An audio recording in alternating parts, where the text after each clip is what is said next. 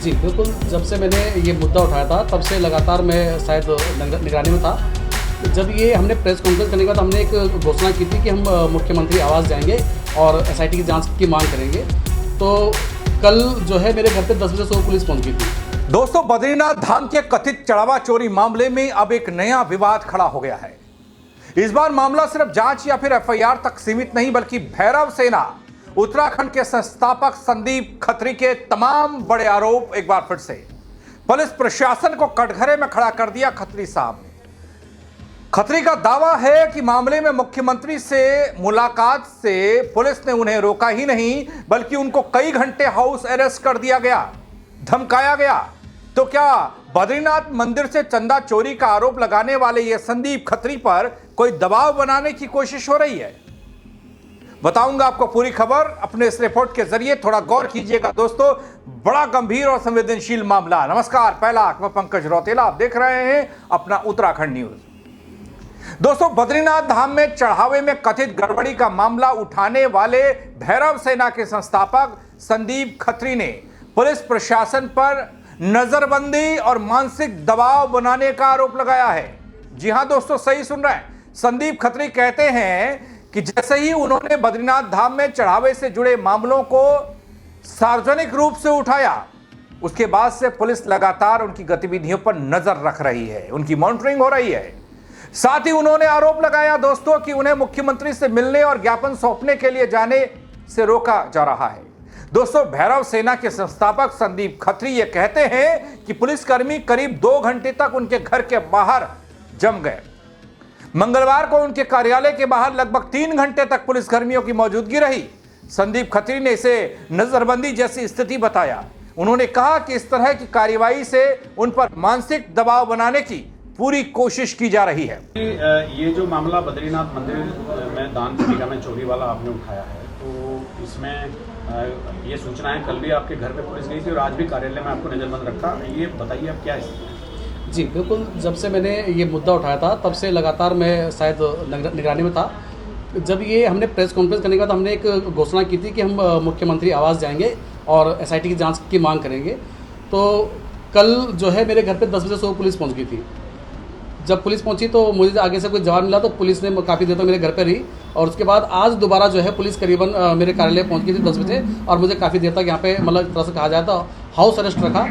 हमारा सिर्फ यही है कि हम चाहते हैं कि जो ये प्रकरण जो हुआ है श्री बद्रीनाथ धाम वाला, ये प्रकरण जो है इसमें निष्पक्ष जाँच हो और इसकी एसआईटी जाँच की हम लोग माननीय मुख्यमंत्री से हम मांग कर रहे हैं। पुलिस से आपने पूछा नहीं है आप ऐसा आचरण क्यों कर रहे हैं? अब पुलिस ने लॉ एंड ऑर्डर मेंटेन करने की बात कही और क्या कहते हैं, कहा कि आगे आपको जाने की परमिशन नहीं है और अगर आपको ज्ञापन ही देना तो यहाँ दीजिए। मैंने कहा ज्ञापन तो मुझे देना ही नहीं, ज्ञापन तो मैं डीएम एसडीएम को भी दे सकता हूँ। मुझे तो जो है माननीय मुख्यमंत्री जी से मिलकर बात करनी है और उनको इस पूरे घटनाक्रम के बारे में बताना और उसके बाद जो है स्थिति आप जानते हैं कि उसके बाद यहाँ पर जो है हमारे कार्यालय को पूरा जो है घेर कर। और कितने घंटे पुलिस आपको यहाँ रही है? लगभग 10 से और ये करीबन 12:30 तक पुलिस यहाँ पर रही है। कल भी इतने घंटे घर पर रही थी? कल करीबन 1 घंटे के आसपास। दोस्तों, संदीप खत्री भैरव सेना के वो संस्थापक जिन्होंने कथित तौर पर बद्रीनाथ धाम में चंदे की चोरी का आरोप ही नहीं लगाया, बल्कि बीकेटीसी के अध्यक्ष हेमंत द्विवेदी के पीए को कटघरे में खड़ा कर दिया और उन्हें निलंबित भी किया गया, उनके खिलाफ एफआईआर भी हो गई, सिर्फ इसलिए क्योंकि संदीप खत्री ने इस बड़े मामले को सार्वजनिक किया था। वो कहते हैं कि उनका मकसद बद्रीनाथ धाम में चढ़ावे के प्रबंधन से जुड़े कथित अनियमितताओं के मामले को सरकार के सामने, जनता के सामने लाना, रखना और इनकी निष्पक्ष जांच की मांग करना है। और इसी क्रम में उन्होंने मुख्यमंत्री को ज्ञापन सौंपने और उनसे व्यक्तिगत रूप से मुलाकात करने की कोशिश की, एक योजना बनाई और उसी में संदीप खत्री ये आरोप लगा रहे हैं कि पुलिस प्रशासन ने उन्हें मुख्यमंत्री आवास तक जाने की अनुमति ही नहीं दी, जिसके कारण वे अपनी बात सीधे मुख्यमंत्री के सामने नहीं रख पाए। दोस्तों, संदीप खत्री के अनुसार जब उन्हें मुख्यमंत्री आवास जाने से रोका गया तो बाद में प्रशासन की ओर से तहसीलदार उनके कार्यालय पहुंचे, वहीं ज्ञापन प्राप्त किया। उन्होंने कहा कि उनका मकसद केवल ज्ञापन देना नहीं था, बल्कि मुख्यमंत्री से मिलकर पूरे मामले की गंभीरता से जानकारी देना और उच्च स्तरीय जांच की मांग करना था। दोस्तों, भैरव सेना के संस्थापक के आरोप गंभीर हैं। एक ऐसा मुद्दा उन्होंने उठाया जो धार्मिक आस्था और श्रद्धालुओं पर द्वारा दिए जाने वाले चढ़ावे चंदे से जुड़ा है।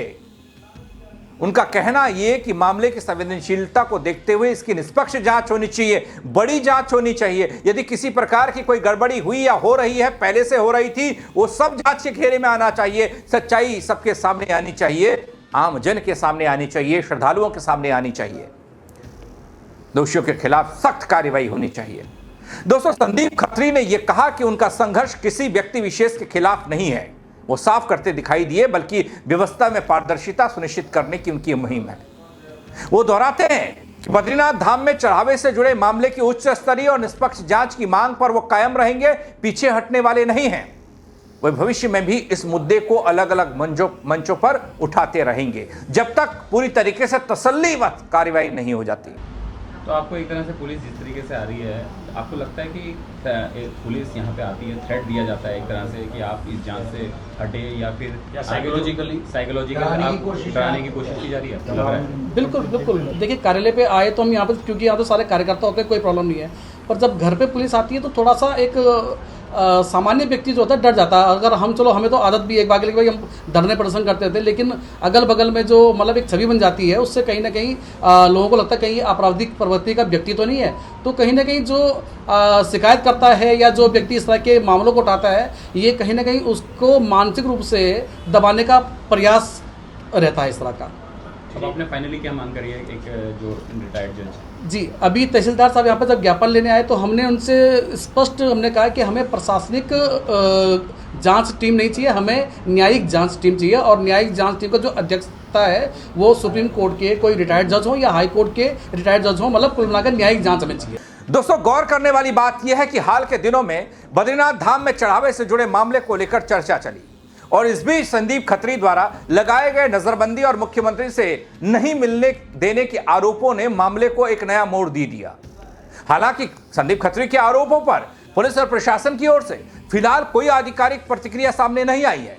वहीं दोस्तों, दूसरी ओर प्रशासनिक पक्ष सामने आने के बाद ही पूरे घटनाक्रम की स्थिति साफ हो पाएगी। फिलहाल संदीप खत्री अपने आरोपों पर कायम है, मामले की उच्च स्तरीय जांच की मांग कर रहे हैं, और दूसरी ओर दोस्तों, पुलिस और प्रशासन की प्रतिक्रिया का इंतजार है। प्रतिक्रिया का इंतजार इसलिए भी कि संदीप खत्री जो आरोप लगा रहे हैं पुलिस प्रशासन पर, वो कितने सही हैं, और प्रतिक्रिया इस बात को लेकर भी क्योंकि बद्रीनाथ धाम में चढ़ावे को लेकर विवाद के बीच चंदा चोरों की तलाश पुलिस कर रही है, पूरे मामले की जांच कर रही है, क्योंकि एफआईआर दर्ज हो चुकी है। इन दोनों मामलों का इंतजार है। इस संबंध में कोई आधिकारिक बयान जारी होता है तो ठीक, नहीं होता है तो उसको लेकर भी सवाल, क्योंकि काफी दिन बीतने के बावजूद भी जांच उस तरह की नहीं या फिर उस तरह के एक्शन नहीं हुए। अब दोस्तों, जब स्थिति साफ होगी उसके आधार पर और तमाम चीजें साफ हो पाएंगी।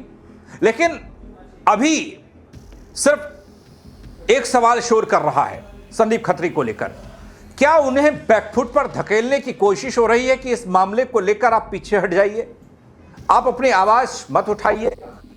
उन्हें क्यों मुख्यमंत्री से मिलने को लेकर रोक दिया गया? वो ज्ञापन सीधे मुख्यमंत्री को क्या नहीं दे सकते?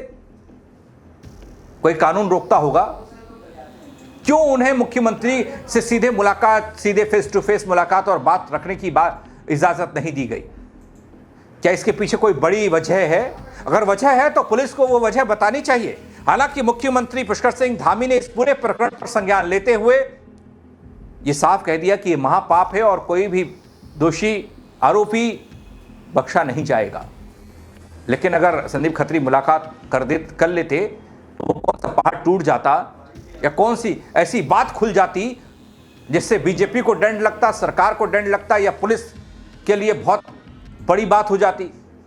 दोस्तों, क्या वाकई में दबाने की कोशिश और आवाज को रोकने की कोशिश है? किस कोई आदमी अपनी आवाज अगर उठाता है तो उसे क्या इस तरीके से दबाया जाएगा? आप अपनी राय कमेंट के जरिए जरूर दीजिएगा दोस्तों, शेयर कीजिएगा ताकि और लोग अपनी राय दे पाए। फेसबुक पर देख रहे हैं फॉलो कर लीजिएगा, यूट्यूब पर देख रहे हैं सब्सक्राइब करना ना भूलें। मेरे साथ जुड़ने के लिए आप सबका बहुत शुक्रिया। जय उत्तराखंड दगड़िया। जी बिल्कुल, जब से मैंने ये मुद्दा उठाया था तब से लगातार मैं शायद निगरानी में था। जब ये हमने प्रेस कॉन्फ्रेंस करने के बाद हमने एक घोषणा की थी कि हम मुख्यमंत्री आवास जाएंगे और एसआईटी की जांच की मांग करेंगे। तो कल जो है मेरे घर पे 10 बजे सुबह पुलिस पहुंच गई थी।